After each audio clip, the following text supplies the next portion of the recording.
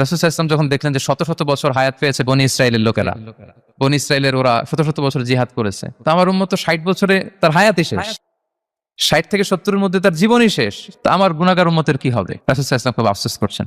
তো রাসূলুল্লাহ সাল্লাল্লাহু আলাইহি ওয়াসাল্লামের এই চিন্তা, এই উদ্বিগ্নতা দূর করার জন্য আল্লাহ তাআলা সূরাতুল কদর নাযিল করলেন এবং বললেন যে ইন্না আনসালনাহু ফি লাইলাতিল কদর ওয়া মা আদরাকা মা লাইলাতুল কদর লাইলাতুল কদরি খায়রুম মিন আলফি শাহর। লাইলাতুল কদর, এই কদরের রাতটা হচ্ছে এমন রাত যেটা খায়রুম মিন আলফি শাহর, 1000 মাসের চেয়েও সেরা। 1000 মাস লাগাতার ইবাদত করলে যে সওয়াব, কদরের রাতে ইবাদত করলে এর সমান সওয়াব হবে নাকি? সমান হবে না। আল্লাহ তাআলা বলেছেন খায়রুম মিন আলফি শাহর, না, এর চেয়েও শ্রেষ্ঠ, এর চাইতেও বেশি।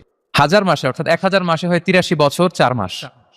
তো কদরের রাতে যদি আমরা ইবাদত করি তাহলে 83 বছর 4 মাস ইবাদত করলে যে সওয়াব, সে সওয়াব আল্লাহ তাআলা আমাদের আমলনামায় নসিব করবেন।